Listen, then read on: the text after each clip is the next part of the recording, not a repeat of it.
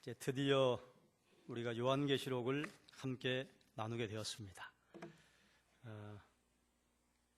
오늘은 1장부터 5장까지 살펴보려고 해요. 그런데 그 전에 미리 여러분에게 좀 부탁을 드리겠습니다. 2줄과 2줄에 앉으신 분들은 내일부터는 이쪽으로 좀 가세요. 왜 그런가 하면 이제 중간에 이제 몇 분들이 오실 거란 말입니다. 그러면 번거롭게 이리 가든지 이쪽으로 가든지. 사랑의 수고입니다. 여러분은 일찍 오시잖아요. 일찍 오시는 분들은 자리를 좀 이쪽으로. 꼭 이렇게 얘기를 해야 옮깁니까? 딱 봐서 아이고 저기가 비었네? 그러면 좀 옮겨주셔야지. 나는 여기가 좋사오니 그 말이야 그냥 풀도 안 나게 그냥 거기 그냥 비비고 앉으셔가지고 그러면 안 됩니다. 내일부터는 이쪽으로 좀 이렇게 오세요. 저기서 보면 그림이 괜찮습니다. 여기는 별로 그림이 안 좋아요. 제가 이쪽보다 이쪽이 훨씬 잘생겼어요. 요한계시록을 우리가 보려고 할 때 마음의 부담이 항상 있습니다. 이건 이단들이 너무 잘 쓰는 성경 구절이고, 그리고 이단들이 대표적으로 써먹어요. 그리고 여기저기에 우리가 잘 모르는 것들을 조합을 해가지고 또 그 말씀을 가지고 참 앞뒤 맞추기도 잘해요. 그러다 보니까 요한계시록이 참 부담스럽습니다. 그런데 요한계시록이 그동안 어려웠던 이유들을 몇 가지 보면요, 이런 것들이 있습니다. 우리가 신년 특별 새벽 기도회 할 때 여러분에게 1장, 2장, 3장 우리가 함께 살펴보았습니다. 그러니까 그 그림을 신년 특별 새벽 기도에 오셨던 분들은 가지고 있을 거예요. 그때 이 말씀 드렸습니다. 요한은 이미지로 영상으로 보고 그걸 글자로 기록했습니다. 만약에 우리가 성도교회를 누구를 데리고 와서 보게 한 다음에 우리 성도교회를 보지 못한 사람들에게 성도교회를 한번 좀 말로 표현해 보세요. 그러면 얼마나 어렵겠습니까? 우리 교회를 방문하는 분들이 공통적으로 이런 말씀을 하세요. 아유, 겉보기하고는 다르네요. 그건 무슨 말인가 하면 겉보기는 참 꾀져져 했는데 안 해보니까 괜찮네요, 이런 말이에요. 또 어떤 분은 내놓고 이런 말 하더라고요. 아유, 공장인 줄 알았어요. 그런데 안에 와보니까 교회네요. 사람마다 표현하는 표현이 다르다 그 말입니다. 그리고 우리는 그동안 잘못된 종말론에 대한 선입관을 가지고 있습니다. 여러분 들어는 보셨습니까? 전 천년설이니 후천년설이니 무천년설이니, 이 전은 앞에 휴거가 붙습니다. 휴거 전에 천년이 있느냐, 휴거 후에 천년이 있느냐, 아니면 천년 왕국이 없이 마지막 종말이 있느냐. 그리고 그동안 우리를 휴거가 얼마나 많이 괴롭혔습니까? 우리는 휴거 될 때 떨어지면 안 된다. 그래서 666이니 휴거니 참 많이 괴롭혔어요. 이런 선입관들이 우리에게 있기 때문에요. 계시록은 어렵다. 그리고 계시록을 너무 과잉 해석해 놓았습니다. 그래서 해석해 놓은 사람들의 공통적인 특징이요, 하나같이 상징으로 풀어놔요. 이것은 이걸 상징하고 저것은 저걸 상징하고, 그러니까 그걸 어떻게 다 외워요? 너무너무 어려웠어요. 그리고 무엇보다도 대부분 미래를 다루고 있습니다. 장차 일어날 일. 그러니까 우리가 아직 못 본 일이기 때문에 어렵지요. 장래에 관한 말을 주로 기록을 하고 있으니까. 그리고 우리 개신교에서 상징적인 인물인 마르틴 루터나 존 칼빈도 요한계시록을 해석을 안 했습니다. 본인들의 입으로 못하겠다고 했습니다. 루터는 뭐라고 했는가 하면 요한계시록은 책 안에 있는 단어 숫자만큼이나 수수께끼가 많다. 이거 적으실 필요 없어요. 적지 마세요. 듣기만 하세요. 듣기만 하시고 제가 마지막 날 요한계시록 요약되어 있는 걸 여러분에게 나눠드릴 겁니다. 그거 보면요, 한눈에 들어옵니다. 적으실 필요 없습니다. 지금 하는 건 적을 필요가 전혀 없는 겁니다. 말을 멋지게 해놨는데 모르겠다 그 말입니다. 그리고 칼빈이, 여러분은 잘 모르시겠지만 기독교 강요라고 하는, 지금도 우리 신대원생들이 쩔쩔매는 그 책을 27살에 썼어요. 그 대단한 인물이 요한계시록을 1장, 주회를 하고 2장 주회하고 3장 주회하고 4장을 떠들어보고 나 모르겠다. 그리고 덮어버렸습니다. 그러니까 마르틴 루터나 칼빈 같은 위대한 목회자들이, 위대한 학자들이 못한 걸 우리가 어떻게 건드리냐. 이렇게 해서 요한계시록은 이건 넘을 수 없는 봉우리, 이런 인식이 팽배해져 있었습니다. 그리고 그렇게 하다 보니까요, 요한계시록은 정말 어렵다. 이건 함부로 보면 안 된다. 그런데 이걸 이제 함부로 건드린 무리들이 있으니 그거 누군가 하면 이단들입니다. 이단들은 요한계시록을 이렇게 요리하고 저렇게 요리하고, 그래서 요한계시록이 우리에게 어렵다고 느껴집니다. 그리고 사실은 좀 어렵습니다. 요한계시록의 무대가 되는 곳은 여기입니다. 저 하얀 별표로 표시가 되어 있는 여기가 에서버 두사빌라, 에베소, 서머나, 버가모, 두아디라, 사대, 필라델피아, 라오디기아, 7교회입니다. 그리고 에베소 맞은편에 노란 점 지점이 있는 곳이 반모섬입니다. 사도 요한이 반모섬에서 하나님의 말씀을 들어요. 그러면 이제 우리가 요한계시록을 이해하려면 역사적인 배경을 좀 봐야 할 필요가 있습니다. 주후 81년부터 96년까지 도미티아누스 황제가 재위를 할 때예요. 이때요, 이미 다른 사도들은 다 죽었습니다. 거의 다 죽었습니다. 누구만 살아있었는가 하면 요한만 살아있었어요. 그리고 일설에 의하면 아래 인도 지역으로 내려간 도마는 그때까지 살아있었어요. 그런데 도마는 멀리 가 있기 때문에 로마의 영향권 아래에 살아있는 사도는 요한밖에는 없습니다. 이미 1차 박해가 있었어요. 우리도 잘 알고 있는 네로 황제가 1차 박해를 했습니다. 그리고 70년에 예루살렘에 함락이 되고 2차 박해는 도미티아누스 황제 때 7년간 계속이 되는데 요한계시록이 기록된 게 이 2차 박해 때예요. 박해가 너무 심하니까 교역자들과 성도들은 두려움에 떨었습니다. 무서웠어요. 너무 무서웠어요. 왜 그랬는가 하면 예수님께서 부활 승천하실 때 너희가 본 이대로 내가 다시 올 것이다. 그래서 예수님 금방 오실 줄 알았어요. 그런데 사도들이 하나씩 다 순교하고 죽어서 이 땅에서 사라지고 또 믿음의 선배들도 하나씩 죽어나가는데 주님이 오실 기미가 안 보이는 거예요.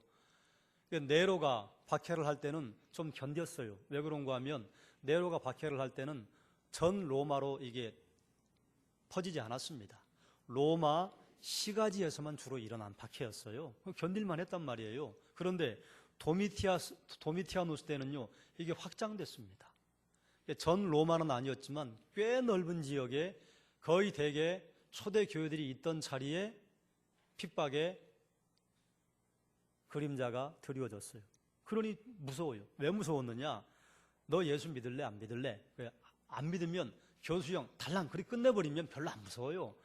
죽는 거 그거 참자. 그런데 사자의 밥이 되게 하고 십자가에다가 사람을 매달아 놓고 그걸 횃불 대용으로 쓰고 그리고 다른 성도들이 보는 앞에서 온갖 잔인한 고문을 하니까 이걸 견디지 못하는 겁니다.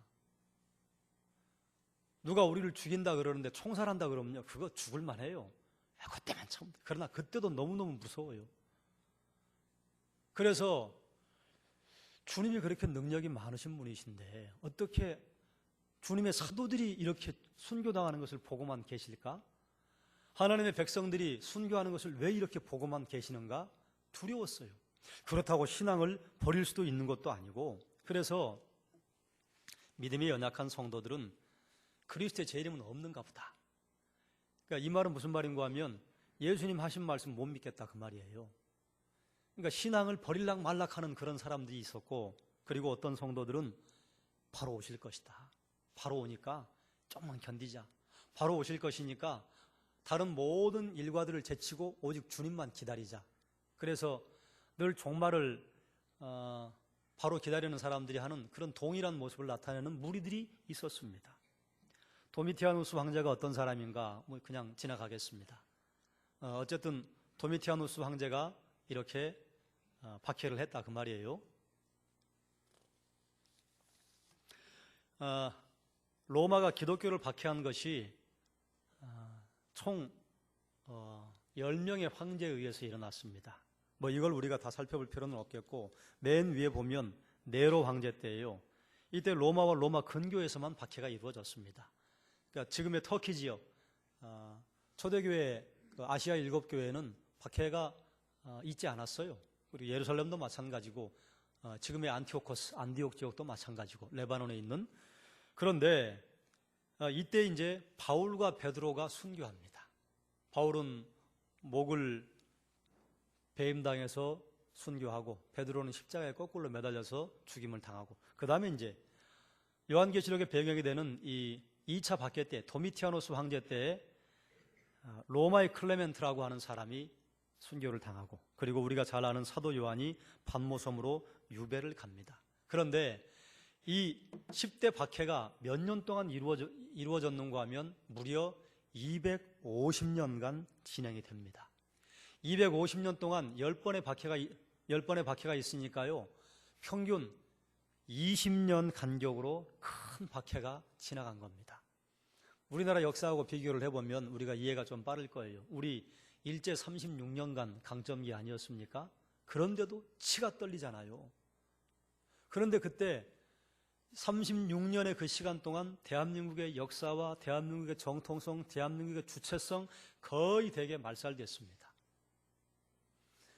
이 로마의 10대 박해 때는요, 기독교를 송두리째 뿌리 뽑으려고 아주 이 황제들이 두 팔 걷어붙이고 나간 황제들이 많았습니다. 그러니까 너무너무 무섭죠. 20년 만에 끝나면 견딜만 했을 텐데 250년이면요 할머니도 돌아가시고 또 증조 할머니도 돌아가시고 신앙생활 하던 분들이 그렇게 다 돌아가셨다 그 말이에요. 그러니 끝이 안 보이는 겁니다. 당시에 로마는요 무너질 거라고 상상을 할 수 없는 제국이었습니다. 그 어마어마한 제국이 박해를 해대니, 그리고 이 박해가 점점 퍼져요. 점점 퍼지고 전 로마로 휩쓸고 지나갔습니다. 그러니 신앙생활을 하던 그리스도인들이 얼마나 두려웠겠습니까?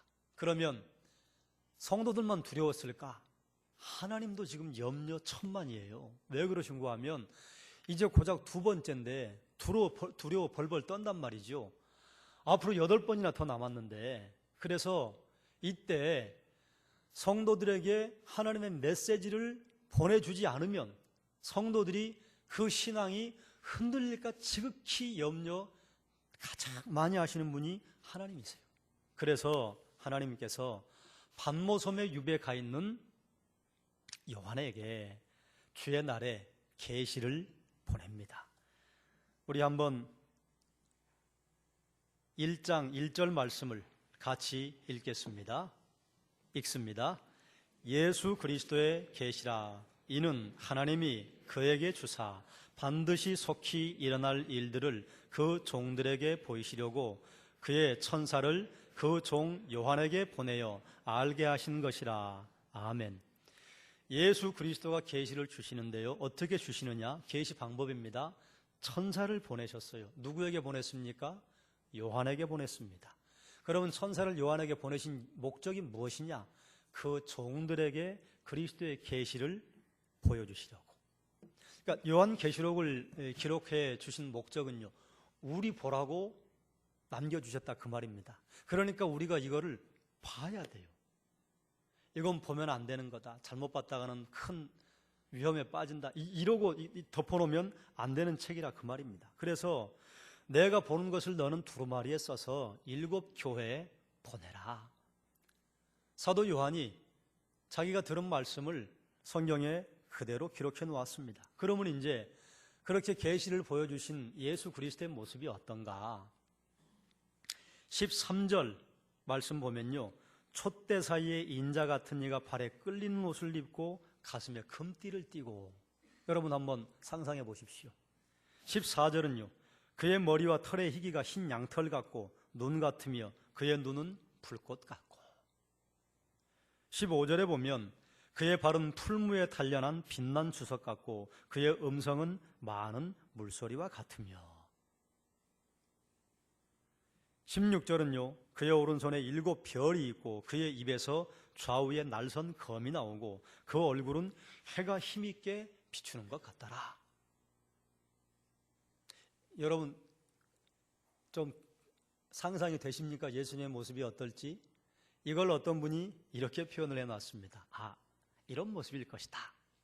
인자와 같은 이가 있는데, 그런데 이것도 바로 바른 모습이 아닙니다. 이 그림을 그린 분의 상상이지 저게 진짜가 아니에요. 그러나 여러분 보십시오. 저렇게 지금 서 계시는 예수님의 모습이 초라한 모습이에요? 영광스러운 모습이에요? 영광스러운 모습이에요. 성도들이 아이고 예수님 재림 그거 없는 걸 거야. 안 오실지도 몰라. 그리고 예수님 로마 황제보다 힘이 더 약하신가 봐. 아니라 이렇게 영광스러운 모습으로 예수님이 지금 어디에 계시느냐? 너희 사이에 있다. 너희 사이에. 예수님께서 말씀하시고 싶은 게 무엇이냐? 5절 말씀을 한번 읽겠습니다. 같이 읽습니다. 또 충성된 증인으로 죽은 자들 가운데서 먼저 나시고 땅의 임금들의 머리가 되신 예수 그리스도로 말미암아 은혜와 평강이 너희에게 있기를 원하노라. 우리를 사랑하사 그의 피로 우리 죄에서 우리를 해방하시고. 자, 여기에 예수 그리스도가 땅의 임금들의 머리가 되신다 그렇게 말하고 있습니다. 지금 땅의 임금은 누구예요? 도미티아누스 황제입니다. 로마 황제예요. 그런데 로마 황제가 땅의 임금이 아니다. 누구라고요? 예수 그리스도라고요. 7절 말씀을 보겠습니다. 함께 읽습니다. 볼지어다 그가 구름을 타고 오시리라. 각 사람의 눈이 그를 보겠고 그를 찌른 자들도 볼 것이요 땅에 있는 모든 족속이 그로 말미암아 애곡하리니 그러하리라. 아멘. 자, 예수님께서 구름 타고 오신답니다. 구름이 뭘까요? 이거 중요하지 않습니다. 제가 신대원 다닐 때 이 구름이 뭐냐? 원어로 풀이해 놓고 아마 이것이 이런 것일 것이다. 책 수십 권짜리 구름에 대해서 설명을 해놨어요. 구름 타고 오시면 구름 타고 오시는가 보다. 그냥 그러고 알면 되는 거예요. 예수님 우리대로 구름 준비하라고 하는 것도 아니고 우리가 신경 쓸 게 없어요. 여기서 중요한 건 무엇이냐? 뭘 타고 오시느냐가 중요한 게 아니라 그분이 오신다. 그런데 올라가실 때 예수님께서 제자들에게 마지막 지상 명령을 주시고 올라가실 때 구름이 가리어 보이지 않게 되었다. 그러니까 너희가 본 그대로 내가 다시 올 것이다. 구름 봤어요. 그러니까 구름 타고 오시겠다고 말씀하시는 거예요. 구름이 무엇인가? 고민할 것도 없습니다. 요한계시록을 보다 보면 어떤 것은 예수님께서 해석을 해놓은 게 있고 어떤 건 해석을 안 해놓은 게 있습니다. 해석 안 해놓은 건요 모르고 지나가면 됩니다.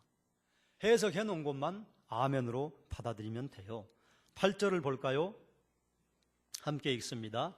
주 하나님이 이르시되 나는 알파와 오메가라. 이제도 있고 전에도 있었고 장차 올 자요 전능한 자라 하시더라. 아멘. 지금 성도들의 눈에는 로마 황제가 전능자예요. 아우구스투스라고 하는 이름을 받게 되는 그 로마 황제가 전능자예요. 그런데 예수님은 이렇게 말씀하시는 거예요. 알파와 오메가다. 이 말씀은요 내가 창조주요 심판주다 그 말씀이에요. 전능한 자다. 로마 황제가 전능한 자가 아니다. 그리고 17절 말씀을 제가 읽겠습니다. 내가 볼 때에 그의 발 앞에 엎드러져 죽은 자 같이 되매 그가 오른손을 내게 얹고 이르시되 두려워하지 말라. 나는 처음이요 마지막이니. 사도 요한이 예수님을 잘 압니다. 그리고 마지막 만찬 때 예수님의 품에 안겨있던 제자입니다. 그리고 예수님이 십자가에 죽으실 때 다른 제자들은 다 도망갔는데 유일하게 한 명 십자가 아래까지 찾아갔던 제자 중에 제자입니다. 누구보다 예수님을 잘 아는 제자예요. 그런데 이 영광스러운 주님을 볼 때에요 내가 그의 발 앞에 엎드러져 죽은 자 같이 되었다. 그러니까 사도 요한조차도 영광스러운 주님의 모습을 눈뜨고 볼 수 없고 그 앞에 감히 서 있을 수 없을 만큼 영광스러운 모습이었다 그 말입니다. 너희가 믿고 따라가는 그 예수 그리스도, 사도 요한도 보고 고꾸라질 만큼 영광스러운 분이시다 그 말씀이에요. 18절 말씀을 함께 읽겠습니다. 읽습니다. 곧 살아있는 자라 내가 전에 죽었었노라. 볼지어다 이제 세세토록 살아있어 사망과 음부의 열쇠를 가졌노니. 아멘. 자, 살아있는 자라. 예수님 죽은 자가 아니라 살아계셔서 지금 성도들 사이에 계시다. 그리고 죽는 것 때문에 로마 황제를 두려워하는데 그 사망 음부의 열쇠 누가 가지고 있느냐? 예수님이 가지고 있다. 살고 죽이는 권세 로마 황제에게 있는 것 같으나 로마 황제의 것이 아니라 내 거다. 그러니 너희가 살게 되면 주의 뜻으로 사는 것이고 너희가 죽게 되면 주의 뜻으로 죽는 것이다. 죽음을 두려워하지 말라 그 말이에요. 그리고 우리는 살아계신 주님, 부활하신 주님을 우리는 믿고 따르고 있습니다. 십자가에다 예수님 못 박아놓고 그 앞에서 슬퍼하고 아이고 애처로우신 예수님 얼마나 아프십니까? 얼마나 고통스럽습니까? 이렇게 해서는 안 된다 그 말입니다. 우리는 십자가에 못 박히신 예수를 믿는 게 아니에요. 지금 우리가 기다리는 예수님은요 영광의 주님을 기다립니다. 그런데 우리가 왜 십자가 앞에 서야 하느냐? 영광의 주님을 만나기 위해 십자가 앞에 서야 하는 것입니다. 십자가 앞에 선 다음에요 계속 영광의 주님께로 나가지 못하고 십자가 앞에만 앉아 있으면 안 됩니다. 우리 예수님 십자가에서 내려오셨어요. 죽으시고 부활하시고 승천하셨어요. 그럼 우리는요 보좌 우편에 계시는 그 예수 그리스도를 바라보는 것입니다. 예수님을 측은하게 여기거나 예수님 얼마나 아프실까? 아파할 필요는요 없다 그 말입니다. 우리에게는요 감사 20절 말씀 보면 내가 본 것은 내 오른손에 7별의 비밀과 또 7 금촛대라. 7별은 7 교회의 사자요 7 촛대는 7 교회니라. 여기에 있는 7별은 7 교회의 사자다. 7 교회의 사역자들이다. 7 촛대는 7 교회다. 그동안 7 교회 교역자들은요 사도 요한이 얼마나 대단합니까? 그래서 오직 주님께서 손에 붙잡고 있는 사람은 사도 요한인 줄만 알았어요. 그런데 예수님께서 아니 내가 7 교회 사역자들을 내 손에 붙잡고 있다. 그러니 교역자들 두려워하지 말아라. 교역자들은 무서웠습니다. 왜 그런 줄 아세요? 로마 제국이 핍박을 하려고 마음먹으면요 가장 첫 번째 체포 1순위가 누군가 하면 교역자예요. 그래서 전에도 제가 말씀드렸잖아요. 이 당시에 교회의 교역자가 되는 사람들은요 결혼을 안 했어요. 결혼을 해서 사랑하는 아내가 있고 또 사랑하는 자녀들이 있을 때 나 혼자 믿음은 지킬 수 있는데 자녀들하고 아내를 고문하면서 믿음 버리라고 하면 그거 견딜 수 있는 사람들이 별로 없습니다. 그래서 초대교회 교역자들은요 미혼이었어요. 결혼 안 한 독신들이었습니다. 로마 교황처럼 필요하니까 맨 처음에 그 로만 가톨릭의 그 감독들이 독신이 아니었습니다. 그레고리 대제가 독신이라고 선포하면서 그때 결혼했던 감독들 다 이혼해야 됐고요. 결혼했는데 이혼 안 한 사람들은 감독 다 자리 뺏고 그랬습니다. 아주 못된 짓을 했어요. 그래서 지금까지 독신으로 남아있는 거예요. 하나님의 독신으로 있으라고 말씀하신 적이 없어요.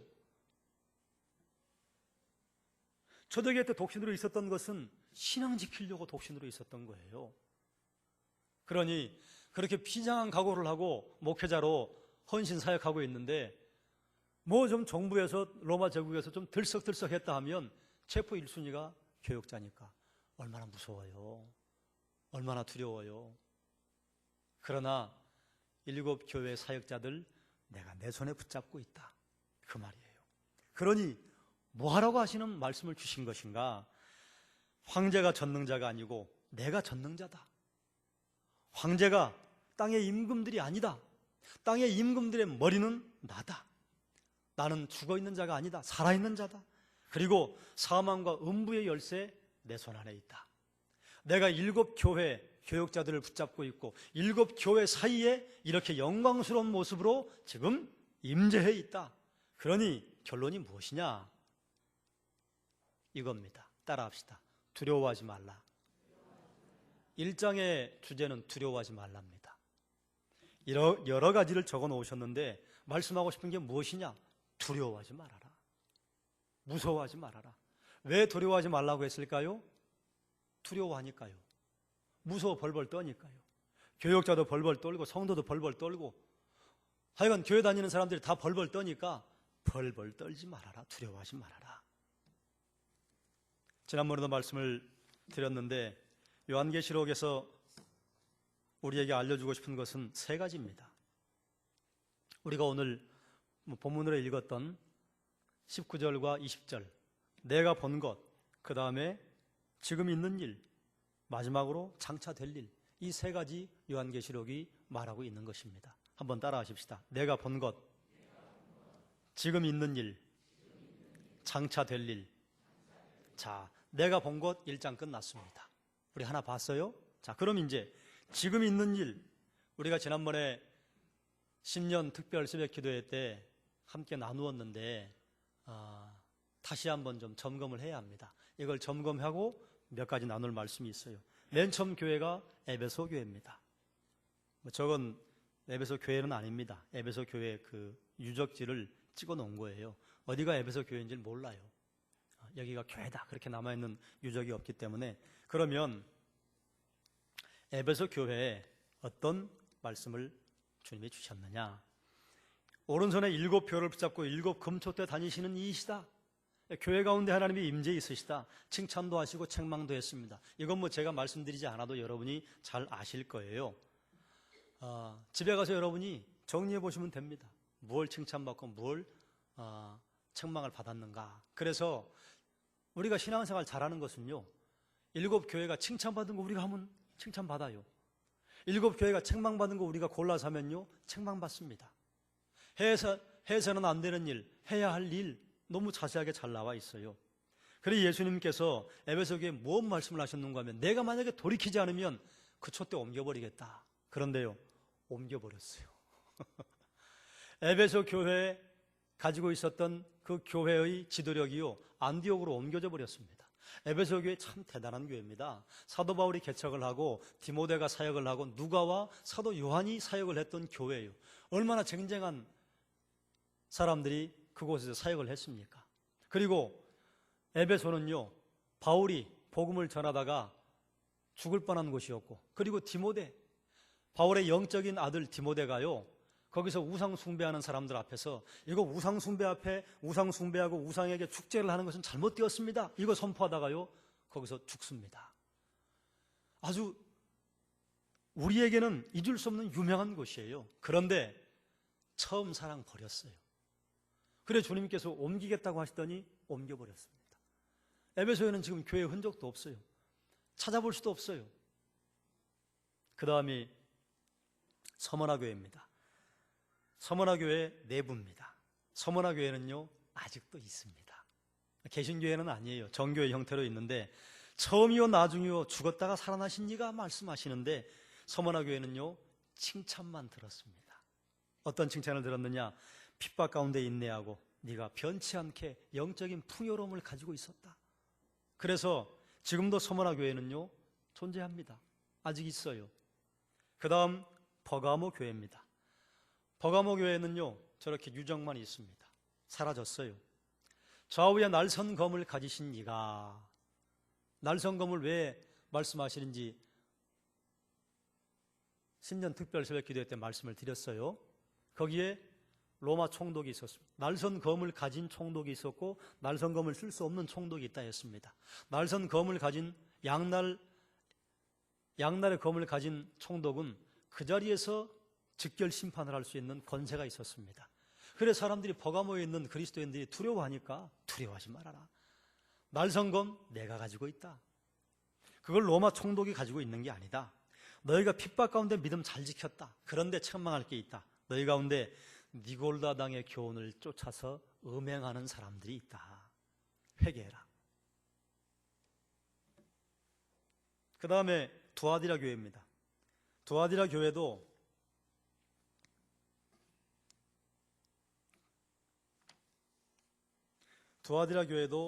교회 흔적은 없습니다. 그럼 두아디라 교회는 무슨 말씀을 하셨느냐? 그 눈이 불꽃 같고 그 발이 빛난 주석과 같은 하나님의 아들, 영광스러운 하나님이 그 가운데 계시다, 그 말이에요. 주를 위한 사업, 처음보다 나중이 훨씬 더 좋았습니다. 그런데 그 가운데 우상 숭배에 빠져서 회개하지 않는 사람들이 있었다. 그러면서 예수님께서 뭐라 말씀하시는가 하면 회개해라. 여러분, 우리가 하나님을 따르고 예수님을 따르고 또 우리가 성령으로 충만하기를 원하는데, 우리가 신앙생활을 하면서 예수님 아닌 다른 것, 하나님 아닌 다른 것 우리가 만약에 따라간다면요, 회개해야 합니다. 회개하지 않으면요, 주님이 초대교회 책망을 받았던 교회들에 내리셨던 심판 우리의 것이 될 수도 있습니다. 그 다음 여기가 4대 교회입니다. 이 4대 교회, 이게 4대 교회가 아닙니다. 이거는 아데미 신전이고요, 신전터에 이렇게 학고방처럼 붙어있는 게 교회 터입니다. 그래도 교회 터는 있어요. 당시에 저 아시아 지역, 지금의 터키 저 동부 지역에 있었던 아데미 신전은요, 어마어마하게 컸습니다. 그래서 에베소에 있는 아데미 신전은 세계 7대 불가사의 가운데 하나입니다. 뭐 지금 터만 남아 있어요. 그런데 그 시대에 어떻게 이렇게 크게 지었을까? 축구장 2개만한 크기로 신전을 지었어요, 그 시대에. 그래서 지금도 풀리지 않는 수수께끼랍니다. 그 큰 신전 옆에 조그마하게 저렇게 모여서 신앙생활을 했어요. 그런데 7영과 7별을 가지신, 교회 사이에 교역자들을 손에 붙잡고 있었던 그 주님께서 뭐라 칭찬하셨느냐? 너희 가운데 숫자는 적지만 순결을 지킨 사람들이 있다. 참 잘했다. 그런데 순결을 지키는 그 사람들 가운데 너희가 믿음과 행위에 있어서 죽은 자같이 된 사람들이 많다. 책망받았어요. 다음은 빌라델비아 교회입니다. 지금도 저렇게 어마어마한 이게 기둥이 서 있는데 저 기둥이 교회 터는 아닙니다. 교회 터는 아닌데 서머나 교회와 빌라델피아 교회, 이 두 교회만 주님에게 책망을 듣지 않고 칭찬만 들었어요. 그래서 칭찬을 들은 저 빌라델피아 교회, 진실하고 거룩하고 다윗의 열쇠를 가지시니 너희가 말씀을 지켜 배반하지 않았다. 저 빌라델비아 지역은 지진이 심합니다. 그래서 큰 기둥들을 둔 건물들을 지었어요. 그래서 내가 너희를 하나님 성전에 기둥되게 해주겠다. 흔들리지 않게 해주겠다. 다시는 도망가는 일이 없도록 해주겠다. 지금도 빌라델비아 저 지역에 가면 저기 써 있죠. 성요한 교회라고. 물론 개신교회는 아닙니다. 정교회 형태로 있는데 교회가 있어요. 예수님에게 칭찬받았던 서머나와 빌라델비아 교회는요, 지금도 모여서 예배를 드립니다. 2000년이 지났는데도. 그런데 예수님에게 칭찬과 책망을 한꺼번에 들었던 교회들, 만약에 너희가 회개하지 않으면 이런 벌을 내리겠다. 그런데 회개하지 않고 돌아오지 않았어요. 교회들이 사라졌습니다. 라오디게아 교회입니다. 라오디게아 교회는 아멘이시여 충성되고 참된 증인이시여 하나님의 창조의 근본이신 이가 진실하신 분이 라오디게아 교회에 말하는데, 라오디게아 교회는요, 칭찬을 듣지 못했습니다. 유일하게 칭찬이 없는 교회입니다. 너희가 미지근하다, 차든지 덥든지 해라. 너희가 만약에 차거나 덥지 않으면 내가 토해내버리겠다. 그리고 거기에 유명한 말씀을 하시는데, 계시록 3장 20절에 볼지어다 내가 문 밖에 서서 두드린다, 그 말씀 하시잖아요. 그 두드린다고 하는 것이요, 라오디게아 교인들에게 지금 주님께서 말씀하시는 겁니다. 두드려요. 수많은 라오디게아의 성도들이 성도의 이름은 가졌는데 예수님에게요, 마음문을 내놓지 않았어요. 그래서 두드리시는 거예요. 자, 그러면 이제 왜 우리가 지난번에 살펴본 아시아 7교회, 초대교회 7교회를 보는가 하면요, 여러분 예전에 관주 성경 사용하셨었죠? 세로로 된 성경 시절에 위쪽에다가 이 구절이 어디와 비슷하다 해서 관주 성경을 이 관주 성경을 누가 만들었는가 하면 세대주의자들이 만들었어요. 세대주의자들은요, 이게 시대를 구분하는 걸 참 좋아합니다. 그래서 세 이래가 있는데 한 이래는 어디부터 어디까지, 두 이래는 어디부터 어디까지, 세 이래는 어디서부터 어디까지, 이렇게 다니엘서를 보고 세 이래, 거기서 말하는 1260일인가 1240일인가는 이건 어느 시대를 말한다. 그런데 참 기가 막히게 잘 짜맞췄어요. 그래서 세대주의자들이 만든 그 관주 성경, 그게 여기에 적혀 있는 게 여기에도 있다. 그래서 찾아가 보면 여기에 적혀 있는 단어가 거기에도 있어요. 그런데 우리가 성경을 볼 때 조심해야 할 것이요, 계시록에 있는 단어가 창세기에 있다고 같은 단어가 아닐 때가 많습니다. 그러니까 그 문맥에서 성경을 이해를 해야 되는데, 세대주의자들은 글자가 같으면 다 그냥 끌어모아가지고 하나로 이해를 했어요. 그러면 세대주의자들이 한 오해 가운데 대표적인 오해가 무엇이냐? 에베소, 서머나, 버가모, 두아디라, 사데, 빌라델비아, 라오디기아 이 교회들을 초대교회로 이해하지 않고 초대교회부터 말세교회로 이해를 했어요. 초대교회, 에베소 교회, 첫사랑을 잃어버린 교회, 그리고 말세로 갈수록 점점 사람들의 신앙이 사라지고 미지근해지는데 그 미지근한 말세의 교회. 그래서 초대교회는 에베소 교회, 라오디게아 교회는 주님 오시기 바로 직전에 믿음을 잃어버린 뜨뜻 미지근한 차지도 않고 덥지도 않은 교회. 그래서 또 그걸로 책이 무지무지하게 많이 나왔었습니다. 너무 그럴듯해요. 그리고 또 우리가 그 말씀, 저도 어렸을 때 그런 설교를 들은 기억이 나요. 그런 설교를 들으면서 우리가 막 감동받았어요. 그런데 여러분, 초대교회 때 에베소 교회도 있었고요, 라오디게아 교회도 있었어요. 라오디게아 교회가 말세 교회를 말하는 게 아닙니다. 그리고 지금 역사적인 자료들을 보면 그 당시에 라오디게아, 에베소, 또는 버가모, 두아디라, 사데 이런 교회들의 주님이 선포하신 그 말씀이 그 교회들의 상황과 너무 맞아떨어져요. 저는 그 말씀을 가지고 지난 신년 특별 새벽 기도회 때 요한계시록 1장부터 3장까지를 함께 나누었습니다. 그래서 이렇게 세대주의자들이 에베소부터 라오디게아까지 이게 7시대, 7교회를 대표한다 이렇게 말을 하고 나서 그게 이제 끝나는 게 3장 22절입니다. 그리고 나서 이제 4장으로 건너갑니다. 4장 1절을 한번 같이 읽겠습니다. 이 일 후에 내가 보니 하늘에 열린 문이 있는데 내가 들은 바 처음에 내게 말하던 나팔소리 같은 그 음성이 이르되 이리로 올라오라, 이후에 마땅히 일어날 일들을 내가 내게 보이리라 하시더라. 그래, 이 요한계시록 4장 1절을 뭐라고 해석을 했느냐? 이게 휴거다. 왜? 올라오라고 했으니까. 그래서 여기를 휴거로 딱 놓으니까요, 뒤에는 이해가 안 되는 거예요.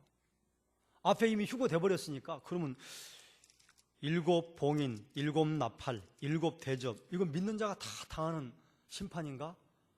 이건 너무 무서워요. 7 봉인, 7 나팔 심판을 다 받는다는 게 무시무시합니다. 그러니까 그게 아닐 거야. 전천년설일 수도 있어. 휴거 전 천년 왕국이 있을 거야.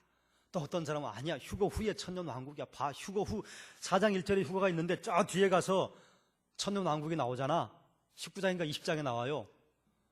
또 어떤 사람들은 아무리 봐도 천년 왕국이 맞지 않는 것 같아. 그래서 무천년설을 주장하고 그랬습니다. 저는 지금 그것에 관한 것은 말씀드리진 못해요. 제가 그만큼 깊지 않기 때문에. 다만 우리 계시록에 있는 말씀을 따라가다 보면 천년 왕국이 나오긴 나옵니다.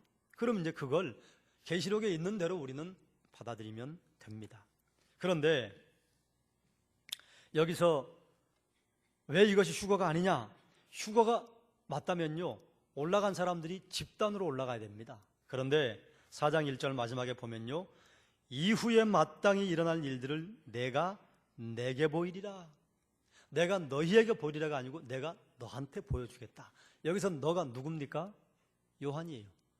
요한 혼자밖에 안 올라갔어요. 무엇 때문에요? 장차 될 일, 이후에 일어날 일, 미리 될 일 하나님이 보여주시려고 데리고 올라갔습니다. 그러니 이건 휴거가 아닙니다. 우리가 휴거라고 적혀진 책들은 다 잘못된 해석들이 거의 대부분입니다. 자, 그러면 우리가 지금 이제 2장, 3장을 지나왔습니다. 제가 여러분에게 성경 읽어오시라고 했죠. 읽어오지 않으면 쭉쭉 지나갑니다. 요한계시록이 말하고 있는 것이 첫 번째, 내가 본 것. 두 번째, 지금 있는 일. 세 번째, 장차 될 일. 두 번째까지 끝났습니다. 끝났죠? 지금 있는 일.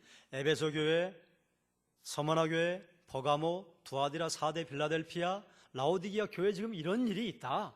그러니 너희 이건 잘했다. 하나님이 박수 쳐주시고, 이건 너희 잘못했다. 책망하신 다음에 반드시 그 뒤에 언급하시는 게 돌이켜라. 회개해라.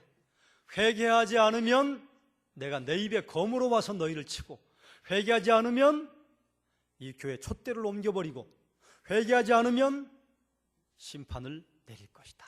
그런데 결과를 보니까 5교회는 회개하지 않았어요.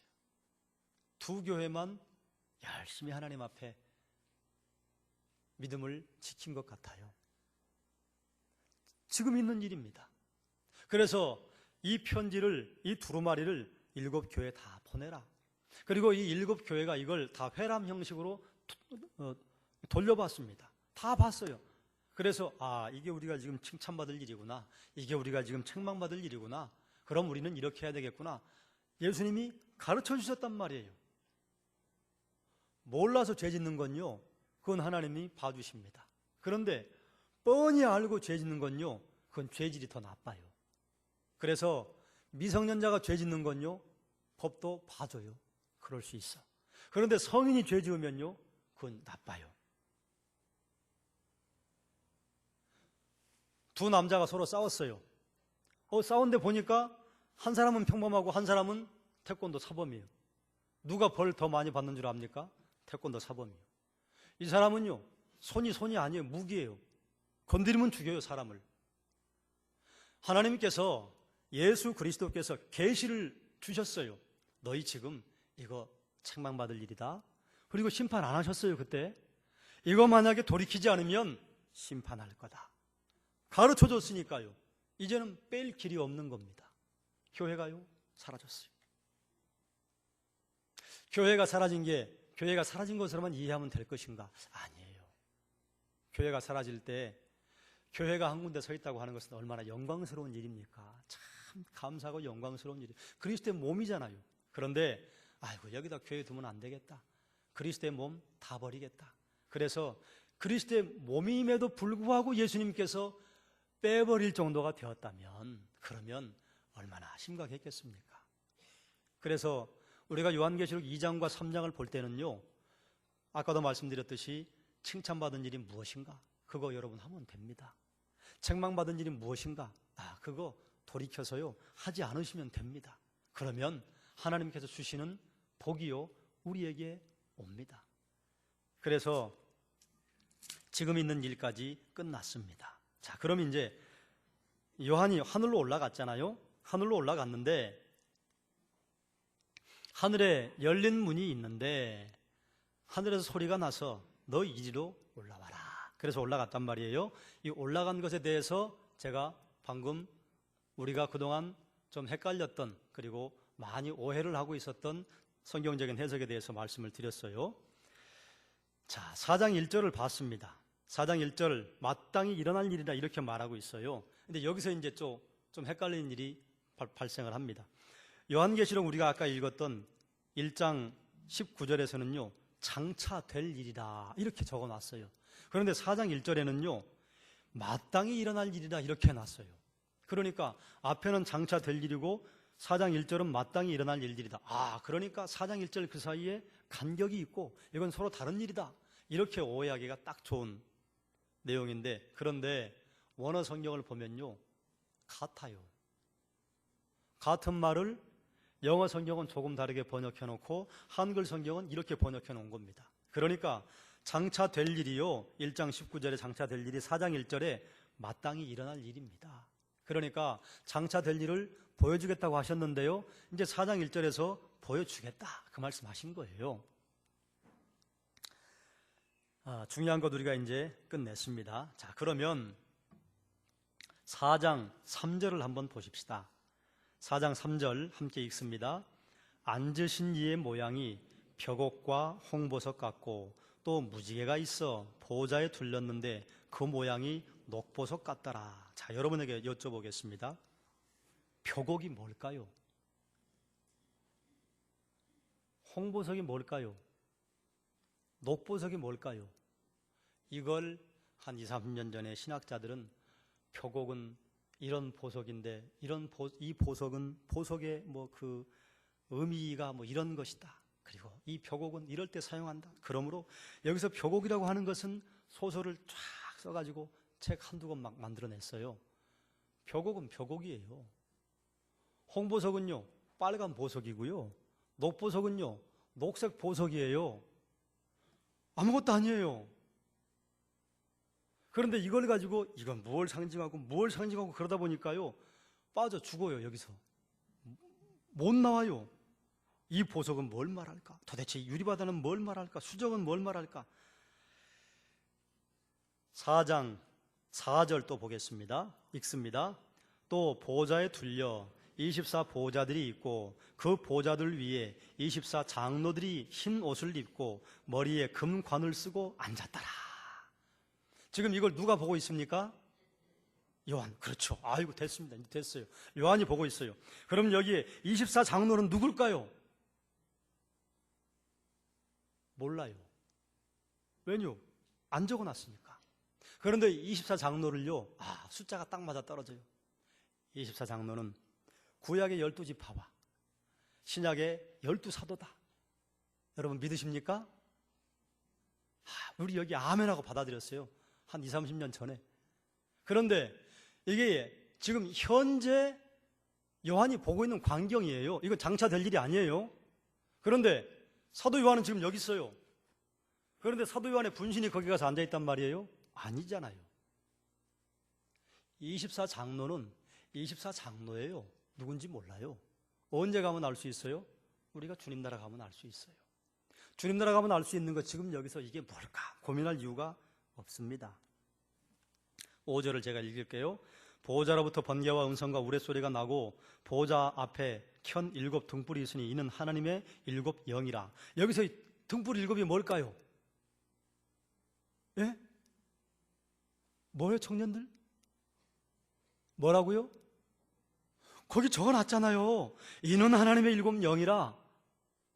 이렇게 필요한 건 하나님이 바로 옆에다가 설명을 해 놓으셨습니다.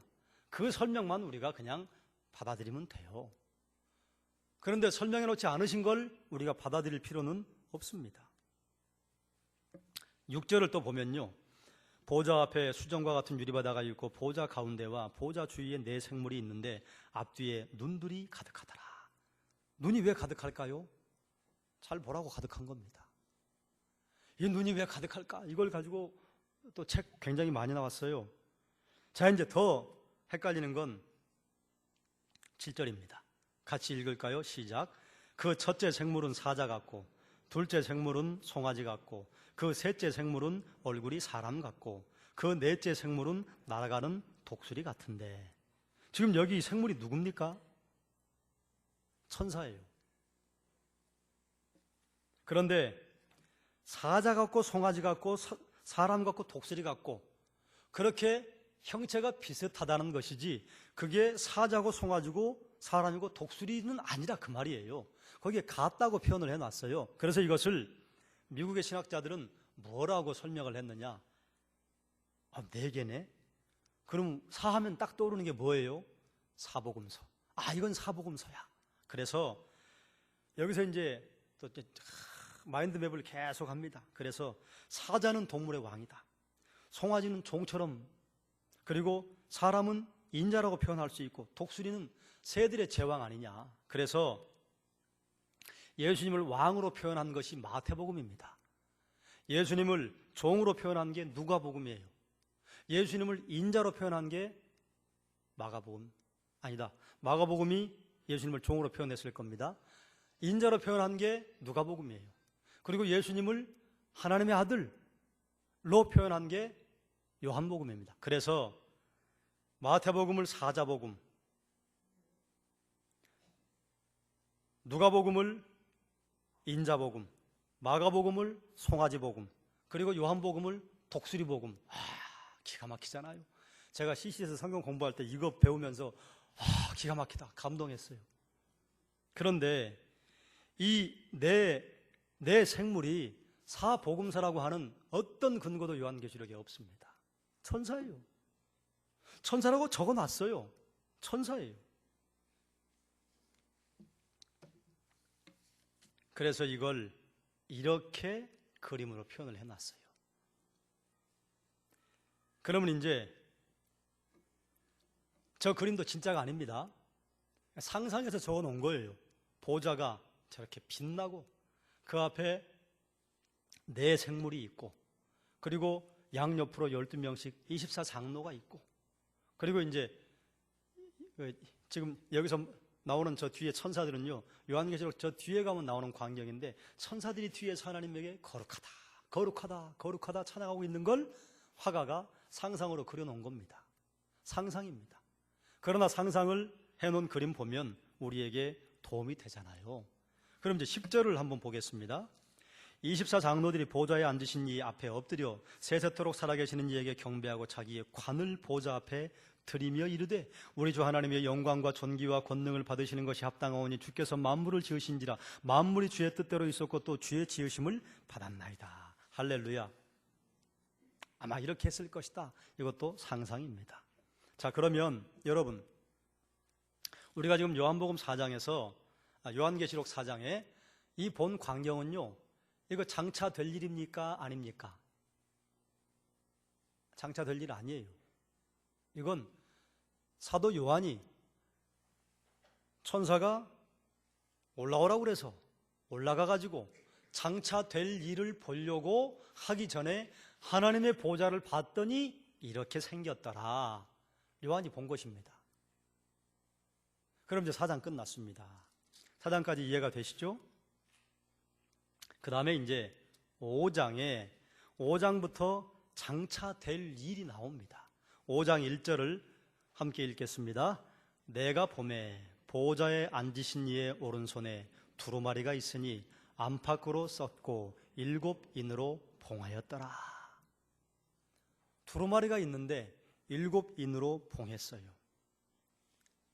지금 이제 이건 이제 앞으로 장차 있을 일입니다. 그런데 요한계시록의 꽤 많은 부분이요, 이미 이루어졌습니다. 그건 이제 내일 함께 나누실 것이고, 2절에 보니까요, 또 봄에 힘있는 천사가 큰 음성으로 외치기를 누가 두루마리를 펴며 그 인을 떼기에 합당하냐. 또 이걸 또 어떤 화가가 이렇게 그려놨어요. 힘있는 천사라고 했으니까 근육질의 천사가, 이것도 사람의 생각이죠. 근육질인지 어쩐지 우린 모르잖아요. 하여간 우리는 본대로만 그려요. 우리 수준으로 그냥 이해를 하는 겁니다. 힘있는 천사가 말했을 것이다. 그리고 천사가 물어요. 그 인을 떼기에 누가 합당하냐. 그러니까 요한이 봤더니 주변에 그 인을 뗄 만한 존재가 아무도 없어요. 그래서 요한이 울어요. 자, 물어보겠습니다. 요한이 왜 울었을까요? 몰라요. 안 적어놨어요. 이런 건 넘어가는 겁니다. 요한이 크게 울었더니, 아마 여기 깊이 묵상을 해보면 다른 내용들이 나오겠지만 적고 있지 않으니까 지나가는 겁니다.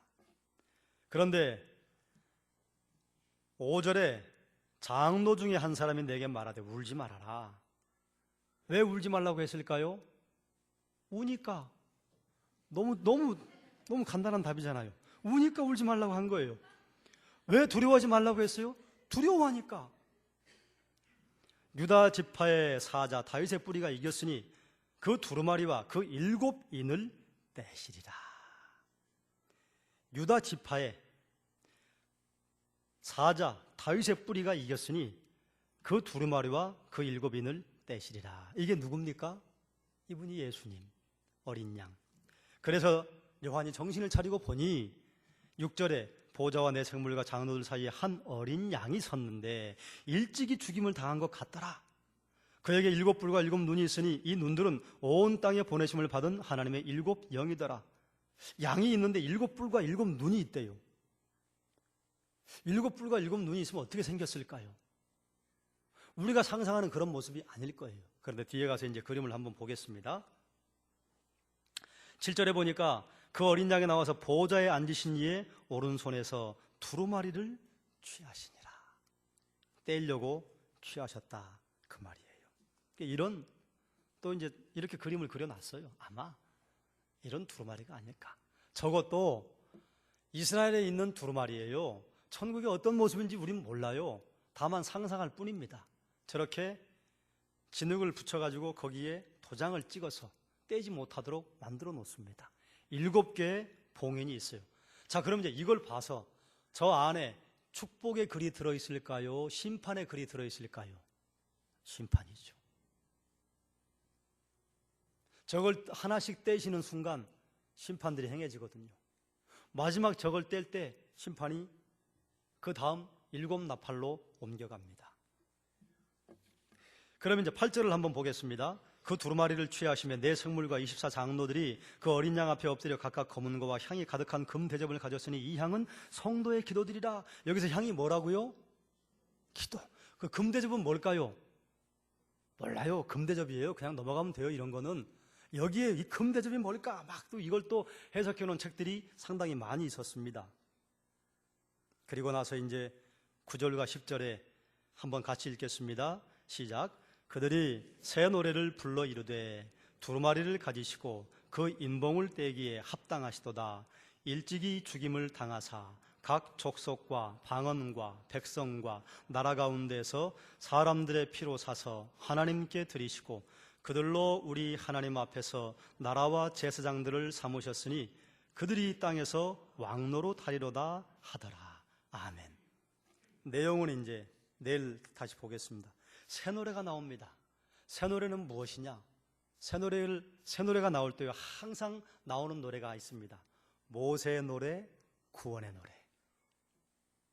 그러니까 모세가 그 노래를 부르는 곳이 어딘가 하면요, 홍해를 건너온 다음에 애굽 군대가 거기서 수장되고 몰살되는 건 본 다음에 이제 구원받았다, 감격해서 구원의 노래를 불러요. 그래서 성경에 새 노래가 나온다 그러면요, 그건 구원의 노래입니다. 그 구원의 노래를 우리에게 주시는 분이 누구세요? 어린 양 예수. 그래서 구원의 노래는 누구에게 드리는 찬양인가 하면 예수님에게 드리는 찬양입니다. 여기도 예수님에게 드리는 찬양이에요. 그러면 모세는 이스라엘 백성들이 구원받은 것 감사해 구원의 노래 불렀습니다. 여기서 그들이 새 노래를 불렀다, 그것은요, 보좌에 내 생물과 장로들 그리고 그 주변에 있는 천사들이 찬양하는 소리인데요, 이 찬양의 소리 구원의 노래인데요, 이 구원의 노래가요 우리의 노래가 되어야 합니다. 여러분은 여러분의 구원을 어떤 노래로 부르십니까? 여러분의 구원에 어떤 감격이 있으세요? 내 구원을 묵상하고 내게 구원을 주신 그 하나님 앞에 우리도 예수 그리스도에게 이런 구원의 노래, 내 노래, 새 노래 들려드리셔야 합니다.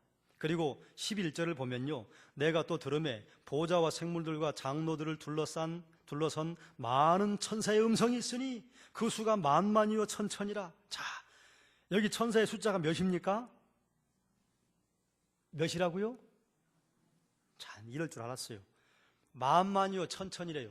만만이면요 1억입니다. 천천이면요 100만이요. 주님 보좌의 천사 숫자가 1억 100만이로구나. 아멘. 천만의 말씀이에요. 자, 우리가 이스라엘 백성들의 왕조 시대에, 사울 시대에 블레셋 사람들과 전쟁을 하고 돌아오는 다윗을 수많은 철없는 여자들이 칭찬을 할 때 뭐라고 해요? 다윗은 만만이요, 사울은 천천이라. 그럼 다윗이 1억 명을 죽였다는 얘기예요? 아니요. 그럼 사울이 100만을 죽였다는 얘기예요? 그 시대에 그렇게 인구가 많지 않아요. 그건 무슨 말이에요? 사울은 천천이다. 많이 죽였다. 만만은요 더 많이 죽였다. 그래 여기 천사의 숫자가 만만이요 천천이라. 이거 무슨 요한이 그때 세고 앉아 있었겠습니까? 부지기수로 많다 그 말입니다. 만만이요 천천이요 이런 것들은요. 그러니까 이걸 가지고 또 혹자는 천국의 천사의 숫자를 계산하고 있는 사람도 있었어요. 대략 이만큼 될 것이다. 천사의 숫자를 계산하라고 주님이 말씀하신 적도 없고, 천사의 수를 우리가 알아야 할 필요도 없고, 왜 그건 우리가 부리는 영이 아닙니다. 그건 하나님이 부리시는 영이에요. 하나님께서 우리에게 보내주시면 그 천사가 우리의 기도를 하나님께로 가져가기도 하고 우리를 보호하기도 하고 그러는 것이지, 저 류광수 다락방의 그 류광수처럼 우리가 천사에게 호령할 수 있다. 어이 천사 이리 와봐 가브리엘, 미가엘 알아서 가봐, 이렇게 할 수 있다고 하는 게 천사 동원령입니다. 이건 성경에 없는 이야기예요. 천사는요 하나님이 부리시는 영입니다. 그러므로 우리가 함부로 천사에게 와라 가라 못해요. 천사의 숫자에 우리가 관심 둘 것 없습니다. 많다 그 말이에요. 자, 그러면 이렇게 해서 5장 끝났습니다. 뭐 이렇게 이제 구원의 노래를 하니까 14절에 내 생물이 이르되 아멘 하고 장로들은 엎드려 경배하더라. 5장 끝났습니다. 그러면 이제 봉인된 두루마리를 뗄 분이 아마 이렇게 생겼을 것이다 또 화가가 상상을 해놨어요. 여기 어린 양 보면 눈이 7개요. 저 괴물이지 저게 무슨 예수님이에요. 그러나 상상을 해봤다 그 말입니다. 우리는 저런 그림도 못 그리잖아요. 유대 지파의 사자이며 다윗의 뿌리이며 일찍 죽임당한 것 같은 어린 양 예수 그리스도 만 최후의 심판을 하실 수 있는 두루마리를 뗄 수 있다. 자, 그러면 이제 정리하겠습니다. 요한계시록에 나오는 내용은요, 첫 번째 내가 본 것, 두 번째 지금 있는 일, 세 번째 장차 될 일. 내가 본 것, 예수님의 영광스러운 모습 봤습니다. 그리고 여기 하나 더 봤습니다. 그 봉인된 두루마리를 떼실 분 예수 그리스도밖에는 없으시다. 최후의 심판주로 예수 그리스도가 서신다. 이게 요한이 본 거예요. 됐죠? 두 번째, 지금 있는 일, 요한계시록 2장과 3장에 있는 내용, 에베소부터 라오디게아 교회까지 그 당시에 있는 일, 교회가 칭찬받은 것 우리가 하면 되고요, 교회가 책망받은 것 우리가 피해야 합니다. 그래서 거기서 회개하고 돌이키지 않으면 그 시대 교회가 받았던 심판 우리에게 없을 거라고 장담할 수 없습니다. 그 시대 교회들이 받았던 칭찬 우리가 그 일 수행하면요, 하나님께서 서머나 교회와 빌라델비아 교회가 아직까지 교회로 유지하고 있는 것처럼 그 교회의 자리를 하나님께서 옮기지 않으실 것입니다. 그리고 하늘에 소리가 있어 이리로 올라와라. 올라갔단 말이에요. 올라가서 보니 장차 될 일에 대해서 알려주시겠다고 했는데 보좌를 가서 보니까 보좌 빛이 나고 그 앞에 네 천사가 있는데 한 천사 한 천사 보니까 한 천사는 얼굴이 사자 같고 얼굴이 송아지 같고 얼굴이 사람 같고 얼굴이 독수리 같고 같고예요. 직유법이요. 같다는 것이지 송아지이고 사자고 독수리라 그런 얘기는 아닙니다. 그리고 양옆에는 24장로가 있는데 12명씩 있었는지 그것도 화가의 상상이에요. 24장로가 하나님의 보좌 앞에 반원형으로 있었는지 아니면 둥그렇게 있었는지 몰라요. 그렇죠? 이해가 안 되세요? 여기 그렇게 표현되어 있지 않아요. 다만 24장로가 있다고만 되어 있는 거예요. 그런데 화가는, 그림 그리는 사람들은 구도를 맞춰야 되잖아요. 양쪽에 12명씩 세워놓은 것 뿐입니다. 그리고 수많은 천사들이 구원의 노래 부르더라. 그리고 보니 보좌에 앉으신 이의 손에, 하나님의 손에, 성부 하나님의 손에 두루마리가 있는데 그 두루마리가 봉인되어 있는데 그 봉인을 뗄 사람이 없더라. 그래서 요한이 울었더니 너 왜 우냐, 울지 마라. 뗄 분이 있으시다. 보니 한 어린 양, 유대지파의 사자 다윗의 뿌리, 일찍 죽임당한 것 같은 어린 양이 봉인을 떼시려고 받으셨다. 여기까지가 5장입니다. 그러니 1장 두려워하지 말아라. 2장과 3장 이제 있는 일. 4장 보좌 앞에 광경을 본 겁니다. 5장 봉인된 두루마리 본 겁니다. 되셨죠? 네. 그러면 이제 우리는 1장부터 5장까지를 끝냈습니다. 여러분 이제 이 이해를 가지고 1장부터 5장을 다시 봐보십시오. 그러면 손에 잡힙니다. 그리고 여러분 계시록을 다 읽으신 분 손 들어보세요. 제가 이렇게 주문하지 않겠습니다. 손 다 안 들면 제가 상처받아가지고 내일과 모레 인도 잘 못할지 몰라요. 만약에 여러분이 다 읽으셨다면 다시 한번 봐보시고요. 요한계시록이 한 장이 짧습니다. 제가 읽으면 한 40분이면 읽습니다. 그러니까 청년들이 읽으면 30분이면 읽을 거예요. 우리 어르신들은 시간이 조금 더 걸리실 겁니다. 다 읽지 못하시겠거든 내일 우리가 11장까지 할 거거든요. 6장부터 11장까지. 그래서 1장부터 11장까지를 읽어 오셔야 됩니다. 그래야 읽어 보시고 생각하시고 여기 와서 한번 저하고 또 나누시고 집에 가서 또 한번 읽어 보시고 그러면 계속 반복해서 3번을 계시록을 살펴보고 마지막 날 요한계시록의 내용들을 요약해 놓은 것을 여러분에게 한 장짜리로 드리면 그러면 손에 쏙 들어옵니다. 그거 가지고 또 읽어보시면요 계시록이요 그림처럼 쫙 펼쳐집니다. 그러면 어떤 이단이 와도요 들이댈 수 있습니다. 말도 안 되는 소리 하지도 마시지 얼마든지 말할 수 있습니다. 자, 그러면 여러분 우리 한번 기도 제목을 몇 가지 드리겠습니다. 여러분 지금 여러분은 세상을 두려워하고 있습니까? 세상을 향해서 담대하게 싸우자고 서고 있습니까? 초대교회 성도들이 두려워 떨었습니다. 너무 무서웠어요. 그래서 하나님께서 이대로는 안 되겠다. 두려워하지 말라고 해야 되겠다. 그래서 말씀 주신 게 요한계시록입니다. 여러분을 두려워하게 하는 일이 뭐 있습니까? 혹시 여러분 가운데 에베소 교회가 들었던 책망 혹시 듣고 있지 않습니까? 여러분 첫사랑의 감격 아직까지 유지하고 있으십니까? 우리가 예수님 처음 만나고 하나님 처음 만날 때 그 감격, 지금도 그 감격에 여러분 가슴이 복받쳐 오르세요?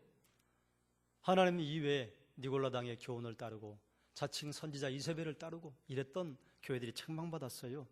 혹시 여러분 하나님 이외의 것들을 따르고 있지는 않습니까?